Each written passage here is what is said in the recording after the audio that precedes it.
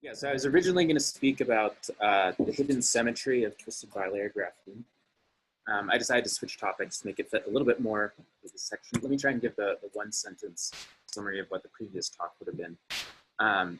So in the twisted bilayer graphene, we know there's symmetry coming from spin degeneracy and valley degeneracy. But interesting in these magic angle flat bands, there's not just 4 bands coming from spin and valley, there's actually 8. And what we show is that there's actually an approximate symmetry which leads to this additional 2-fold degeneracy. So you get 2 times 2 times 8. And a result of that, you can think of the different Mott insulators in twisted bilayer graphene as a sort of polarization in this 8-dimensional space. And because of this approximate symmetry, we point out there's very low energy fluctuations in this order parameter, which is probably related to what Alan told us about yesterday, with these low energy collective modes he was seeing. So presumably this has important implications for superconductivity. And it's also an interesting question in general what the relationship is between the insulators seen in twisted bilayer graphene and the Hubbard model we're used to, which is what I'm going to talk about today. Okay, so to move to this talk, this is a work that we actually put up about a year ago. It's predominantly done by Aaron Satz, who was then a grad student at Berkeley, who's now moved on to Canada. He was a Gilmore student. And I'm going to be telling you about an infinite density matrix normalization group study of a model which needs very little introduction. It's just going to be the half-filled triangular lattice Hubbard model.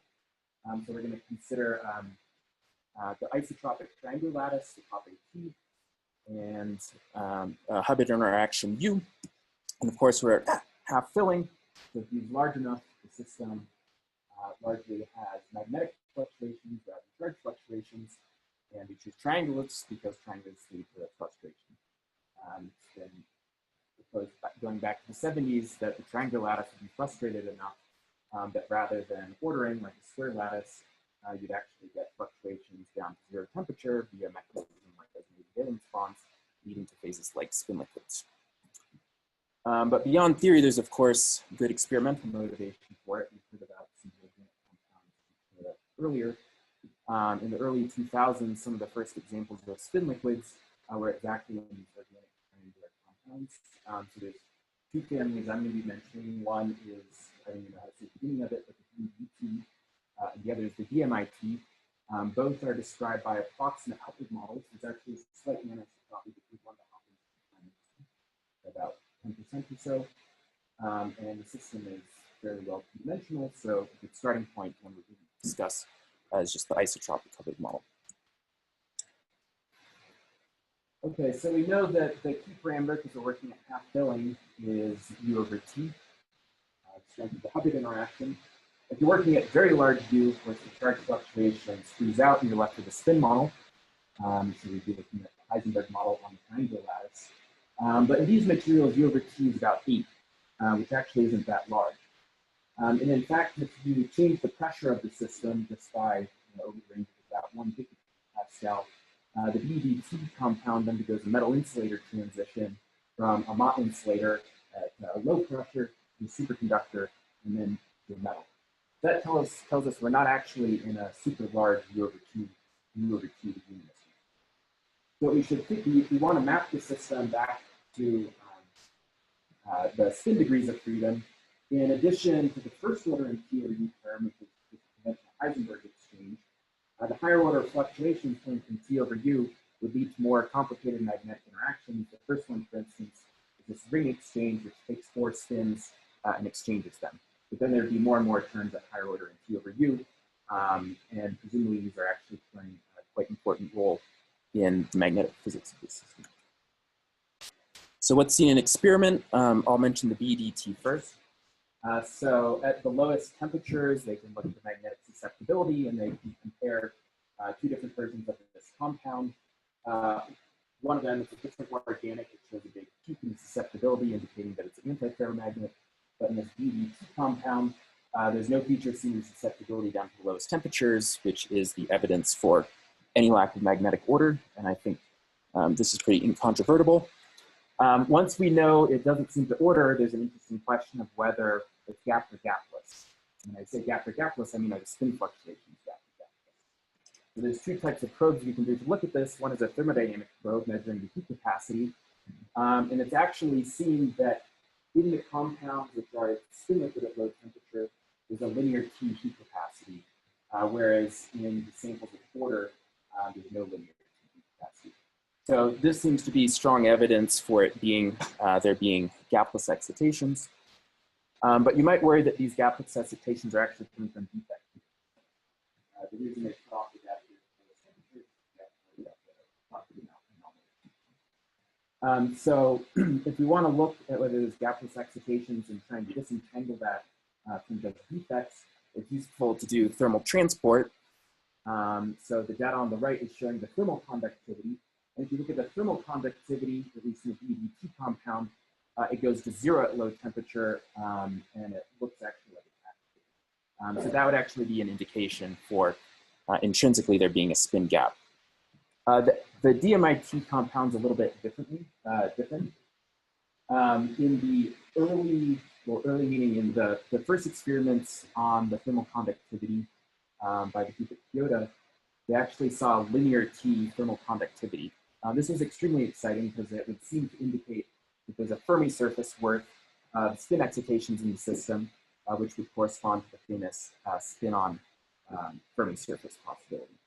More recently, actually, just this year, there's been experiments at Sherbrooke and Fudan, which reinvestigated this material.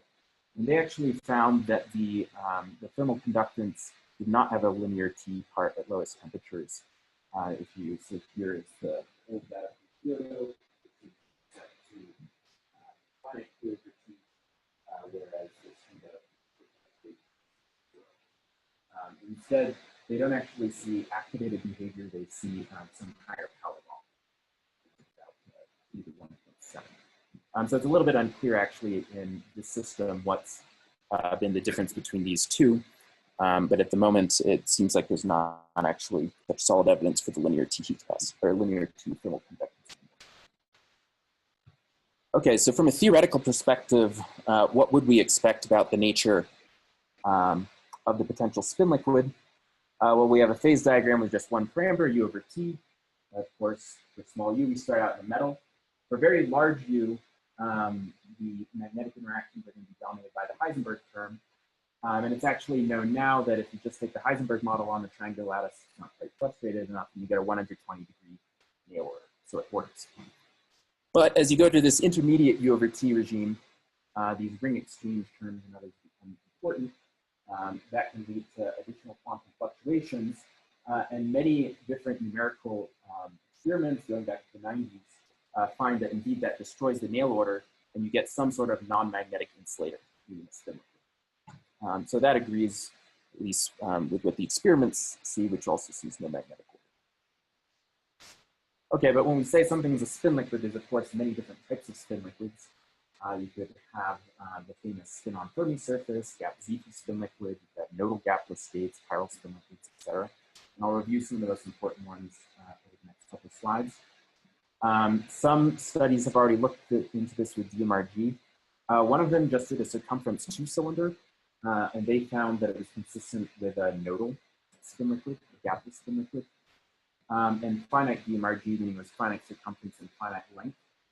They couldn't tell what type of spin liquid it was, but it seemed in those systems to actually be a gap spin liquid. So what was this spin-on Fermi surface? Well, the idea is pretty easy to describe if you think of it in terms of Gutzwiller projection. You just start with a Fermi surface for the triangular lattice and you project that double occupancy. And that leaves behind actually the gapless spin fluctuations. If you want to think about this in a Markov language, you fractionalize the electron into a bosonic charge-on and a fermionic spin-on. The charge-ons we put into a Mott insulator, and then spinning-ons stay in the Fermi surface.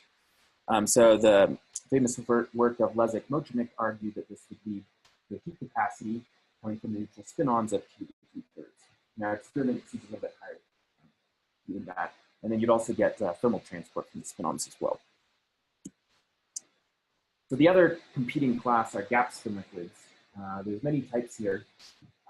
One potential is Z2 spin liquid, which preserves time reversal.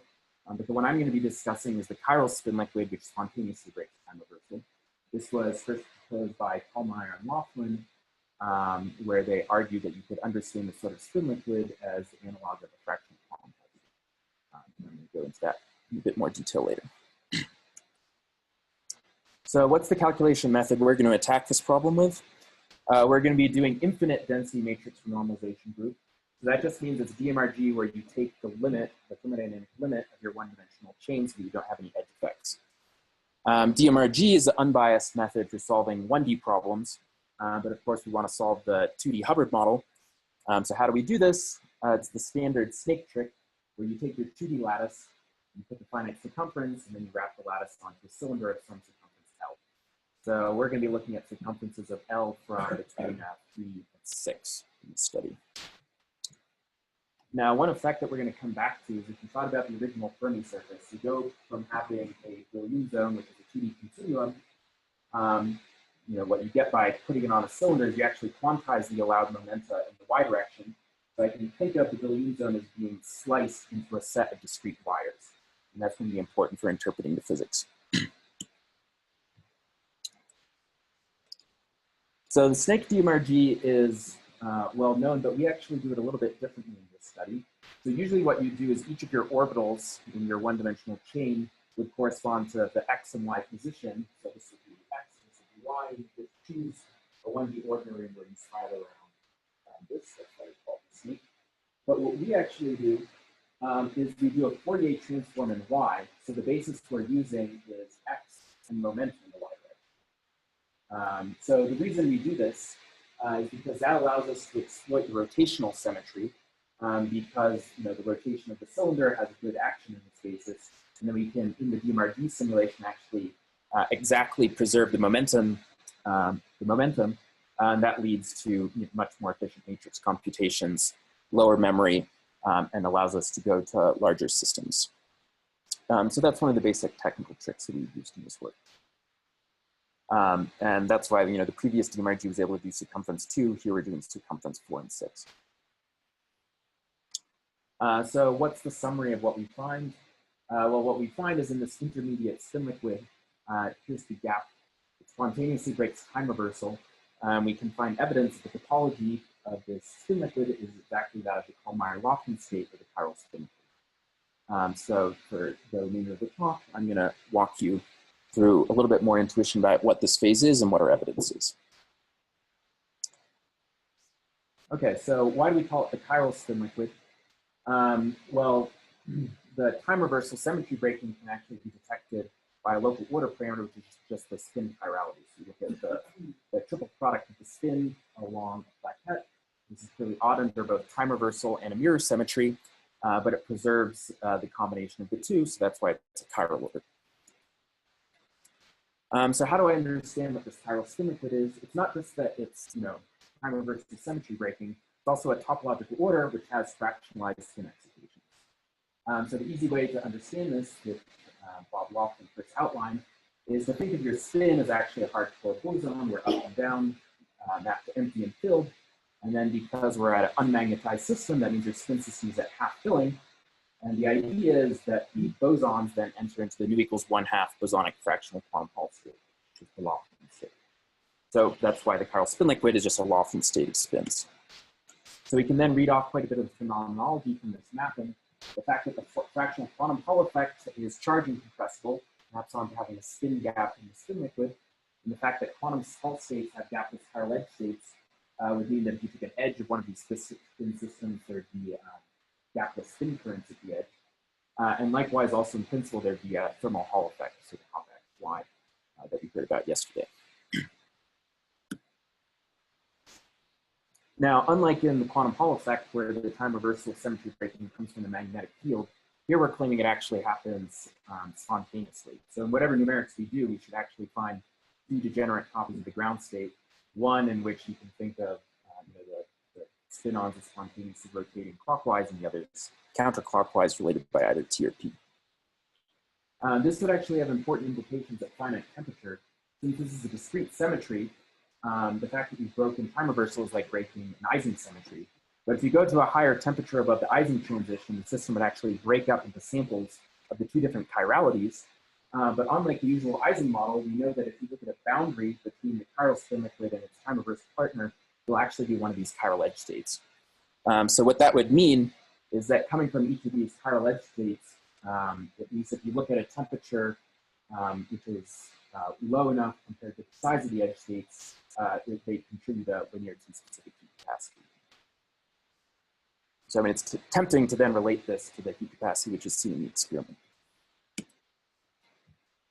Okay, so what is the evidence? I'm going to walk you through both the topological part of it and the part of it just showing the absence of symmetry breaking. Okay, so first I'll show you the data from the L=4 cylinder.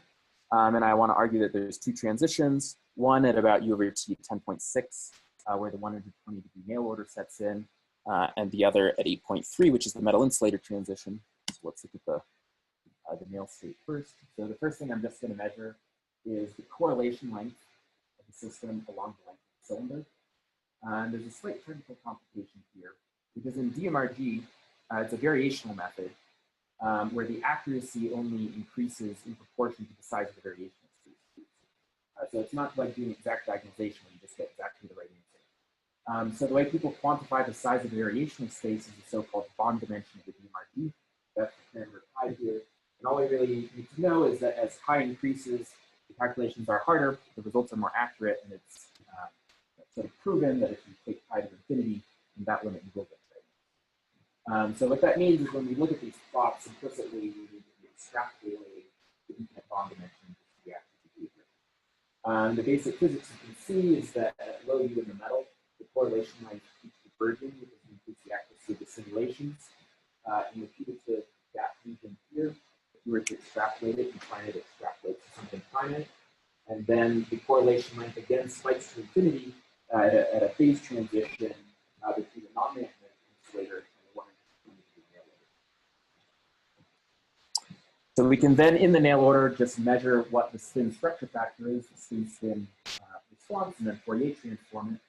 So this is showing S of Q, and as I mentioned, because it's on a cylinder, our momentum gets sliced into discrete rings.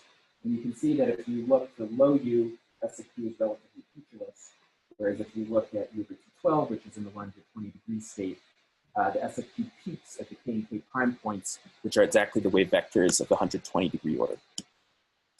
If you want to look at it quantitatively, you measure the peak in S of Q, and it actually jumps sort of non-analytically as you go across the state. That's the onset of the order. Now, some of you might wonder why it doesn't actually go to infinity. That's a 1D effect. Because this is a model with spin SO3 symmetry, technically there's no way that the SO3 can spontaneously break in 1D if you have an even circumference cylinder. This is just the existence of the Haldane gap. So we don't actually expect an infinite peak in SOQ on the cylinder. Okay, so how do we detect the metal insulator transition? One way to quantify this is to measure the central charge of the system. So recall that in 1D, the central charge measures the number of gapless modes. If you took a metal and then wrap it onto a cylinder, you get one gapless mode for every allowed momentum that cuts through the Fermi surface. So for instance, on the circumference 4 cylinder, if you just work out the shape of the Fermi surface, you'd have 3 modes. That leads to, and then times spin, so that would lead to a central charge of 6. The spin on Fermi surface would actually have 6 minus 1 is 5, whereas the various gap phases would have central charge of 0. I won't go into the technical details, but the way we can measure this central charge using DMRG numerics is to actually measure the amount of entanglement between the right and left half of the cylinder, and then look at how it scales with the accuracy of the DMRG numerics. And it's known that there's actually a scaling theory where the power law dependence between the entanglement and the accuracy of the DMRG, that power law actually tells you what the central charge is. So using that scaling analysis, we're able to estimate the central charge as a function of U/T. You start out in the metal with a result fairly close to 6, about 10% or so. As you go across the metal insulator transition, it dives down, and then consistent large U/T, to extrapolate in terms of accuracy, the central charge of 0. Now, one of the important things here is that if there had been a spin on Fermi surface, we would have expected that there would be a plateau in the central charge where it would go from 6 to 5, and then from 5 to 0. So this seems to be evidence that, in fact, central charge is actually not There's some technical details here, but let me mention there's two different ways of measuring the center charge. I'm showing it's basically two different scaling approaches. You might worry in here that it doesn't look like the center charge ever goes to zero, even though I'm using this calculus significantly. But really what you need to be doing is looking at how this data has some function of the time. If we do the extrapolation slightly differently here, we can clearly see that there's some range of u over t where we can definitely tell that the center charge is zero. And then it's just really hard to tell in this region because the correlation length is extremely large, even if in principle it might be finite. Okay, to look at a more perhaps familiar measure to diagnose the metal insulator transition, you can just look at the density structure factor Fourier transformed along the cylinder. And what you would expect in the metal is you get a linear Q coming from the power law correlations in the density, whereas if it's an insulator, of course, you get something analytic, in particular like Q squared, an example of that on the right. So what we've done to quantify this is we just look at the inverse curvature of n at Q equals 0, and then we extrapolate that in terms of the accuracy of the margin that plot curves here. You can see pretty clearly it goes from something singular, something not singular at the cubic metal insulator transition. It's kind of fun to also look then, if you have this metal insulator transition, how does the Fermi surface get destroyed?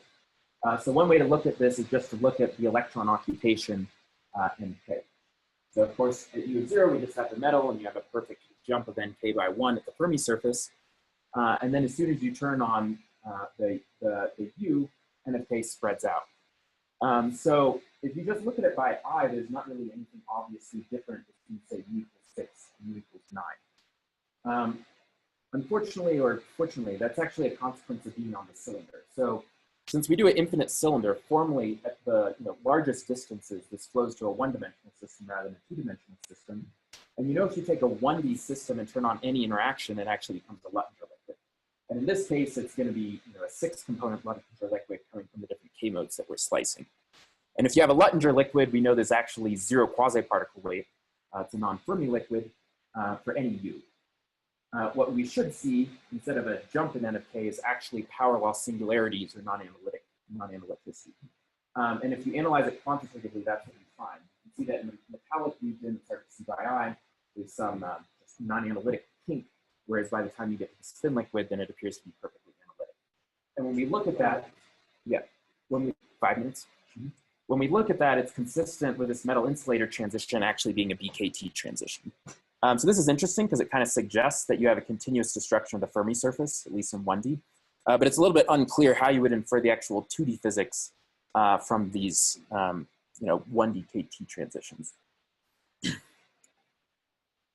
Okay, I'll skip this. I'll just say that the L equals 6 cylinder is basically consistent with the L equals 4 cylinder. You see within about 10%, the same 2 phase transitions. Okay, so how do we identify it as a chiral spin liquid? So there should be a couple different signatures. One, we should see topological degeneracy, the topological order, and if you put it on the cylinder, for a given chirality, you should actually find 2 degenerate ground states. So that's in addition to the 2 coming from symmetry breaking, so you should get 4 ground states in total. There should be time reversal symmetry breaking measured by a scalar order parameter. We should also be able to detect that there's these gapless edge modes you'd expect coming from a Lawson-like state. And then finally, you should see a quantized spin Hall effect. If you thread spin flux, it will pump spin 1/2. And we see signatures for all of these. So first I'll show you the chiral order parameter. This is just the expectation value of S dot S cross S as a function of U over T. And you can see it's asymptotes to 0 in the metal, 0 in the 123 ordered phase, and then it turns on in the putative non-magnetic insulator. So this is the evidence for spontaneous symmetry breaking of time reversal. Okay, now let's do the spin Hall effects. What we do is to thread spin flux through the system. You just go back to the original Hubbard model, and the up spins, you do 1 flux, and then the down spins, you do the other flux. And then we just use the DMRG to find the ground state as we thread flux through the system, and we measure the amount of spin that accumulates on the right edge versus the left edge. So that's spin pumped versus the flux thread, and you get this beautiful linear relation. And if you look at the slope of it, It gives exactly the quantized spin Hall effect that you expect from the chiral spin liquid. Finally, we can look for chiral edge states. So the way we do it is we don't actually, in principle, we could try and do exact diagonalization of the edge spectrum. There's a cleverer way to do it, which is to actually look at the entanglement between the left and right part of the system. So if we trace out the right part of the cylinder, we look at the density matrix to the left. It was predicted by Kitaev and Prestel, as well as Lee and Haldane, that the spectrum of the density matrix to the left will actually look like the spectrum of the edge. So when we compute what the eigenvalues are of rho A versus their momentum, we see this telltale counting that the degeneracy changes the momentum in this way, 1, 1, 2, 3, 5, corresponding to the actual degeneracy of the chiral states of the chiral spin liquid. So this is further evidence for the chiral edge states. Okay, one interesting thing I want to mention is, as I said, there should actually be a finite temperature Ising phase transition. What would the temperature of this phase transition be? So to know that, what we need to know is what's the tension or the cost of putting a domain wall between the two different chiralities here. So the way that we do this in the DMRG is we actually impose a boundary condition on the left and the right to the two different time reverse related chiralities. And then we use the DMRG to heal the wave function in between them. And then we measure what was the energy or cost of introducing this domain wall. And then we look at the energy of that domain wall as a function of the circumference in order to extrapolate an energy per unit length. So what this is showing here is just what the chirality does. And you can see that it makes some smooth domain wall between the two different possibilities. So by extracting that, we get an energy of about 5 10 to the negative 3 per unit length, or 3 Kelvin per unit length. So just for fun, if you tried to map this to the TC of a triangular lattice Ising model, you'd get a TC of about 4K. So we'd expect time reversal symmetry breaking above that, whereas it would break up into domains above that, or time reversal symmetry breaking below that and domains above that. It's fun to think about whether this could be, whether any of this is seen in experiments. I'll just show the data here. So as I said, at the lowest temperatures, this is linear heat capacity. On the right, this is the heat capacity moving up to much larger temperatures. And in the inset, what they do is they subtract off the heat capacity relative to the anti-ferromagnetic model. And you can see, kind of interestingly, there is actually a hump in the heat capacity at about 4 to 5 Kelvin. The final thing I should mention is here you can see there's actually no dependence on the heat capacity on external field. How could that relate to the chiral spin liquid? You can actually work out, if you put on the magnetic field, how much does it favor one chirality versus the other? And it's actually an extremely small energy splitting between the two. If you went to 10 Tesla, it would be like about a 10th of a Kelvin splitting between the two chiralities. Okay, so before finishing, I just want to, have one word of caution here, which is just in general, it's difficult to infer 2D physics coming from 1D cylinders. And one of the reasons is because, in my mind, what the most likely competition is between the chiral spin liquid is a nodal spin liquid. So imagine rather than having the spin-ons form a Fermi surface, instead they form Dirac cones. That can be very subtle to detect on a cylinder, because when you look at the allowed momenta on the cylinder, those momenta might actually miss the Dirac cone. And if the allowed momentum missed the Dirac cone, you might mistake it for being gapped when it's actually gapless. And I think this is what's actually happening in the Kagame-Heisenberg model. Early DMRG thought it was gapped, but when we analyzed it in this language, we actually found evidence that it was gapless. So we've done flux threading to try and check this in the triangular lattice model, and it actually does not seem to be consistent with the Dirac spin liquid. So at the moment, I'm still fairly confident of this chiral prediction.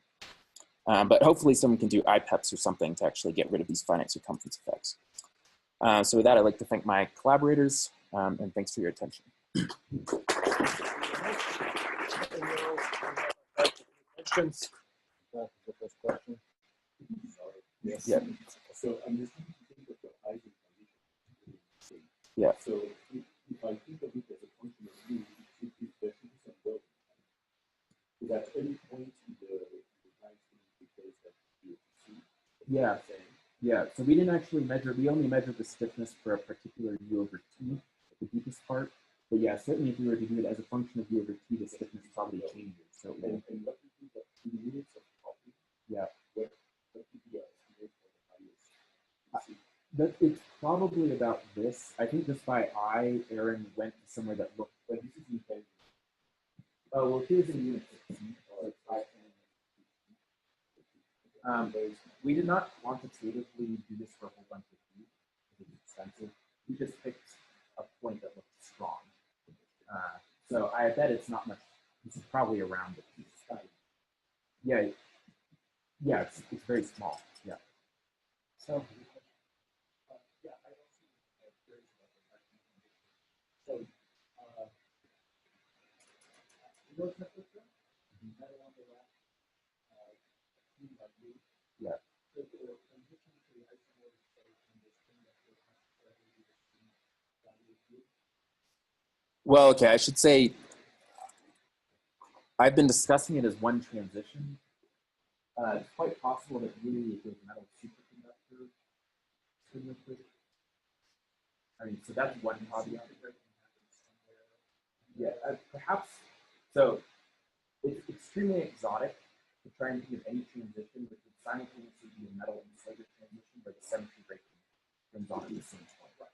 Would be first order. Yeah, so much more generic would be that you first have superconductivity, and then you could have that the superconductivity then becomes time reversal broken. So for instance, if you take a D plus ID superconductor and put to a projected, that gives you the chiral spin liquid. So that gives you one language for thinking that it actually in two transitions where it's not so exotic. I really don't want to make any comment on what exactly, whether that's one or two transitions. I mean, you can see almost all our probes just kind of continuously on. So I don't actually know whether it's one or two transitions. One comment about the main matter. Yeah. Above the icing transition, there are not below the transition,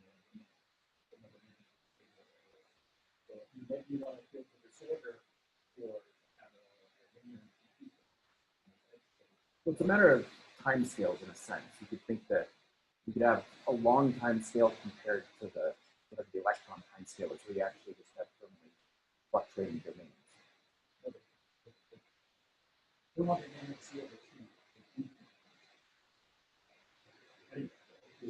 Yeah, we can. Related to this, the previous slide, you have the transition to the insulator at 8.3. Recently an accident, but it turns out that the German Chinese collaboration, we looked at DCA on finite clusters, and the metal insulator transition is presented at 8.3. Yeah. So my question is, and presented around 8.3. So my question is, if you can fulfill that the transition is not first order, I would say I can't tell for sure whether it's first order. It could be that it's continuous on the cylinder because of this quasi-homogeneous, but then if we add a way to infer the human physics, you'd actually see it's first. Yeah, so I really can't tell actually. If you need to do some complicated thing of looking at, here it's formally a KT transition, and analyze circumference by circumference, how would you tell whether the KT transitions are actually first order? I just want to ask one final question. So some motion disorder in my argument tells us that in 2D, TC should be pushed to 0, and then you'll have these Roman walls. Yeah. But what Imre didn't say, and much like what said, is that there are actually also other metastable states and very slow dynamics associated with this. Can you imagine some experiment that would detect this kind of Imre the main phase through non-equilibrium needs? One thing I can't think of though is what disorder would actually couple to a chiral order. Yeah, I think. Well, even the random bond wouldn't couple. I mean, the random bond preserves T, so it wouldn't couple to this way. It could couple to this. Yeah. It could couple to the square. So they believe that. Yeah. They believe that if there are charges between wires, they can stretch the triangles like this. Yeah. So they could be. But I'm not sure because I'm not sure that type of time reversal actually. So this time reversal you can think of as spinless complex conjugation is broken. Spin SO3 is completely preserved. It's not obvious to me that if you put a magnetic moment that actually couples to this Yeah, I mean, it depends where it sits, but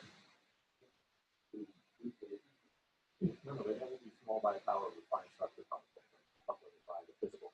yeah, if it's actually like the BB interaction, that'd be very, I mean, it would have to be that there's some super exchange coupling, but then why would it order? I haven't thought of a impurity. I mean, So I think this is a very good time to stop the community discussion in the break. Let's thank the speaker once more.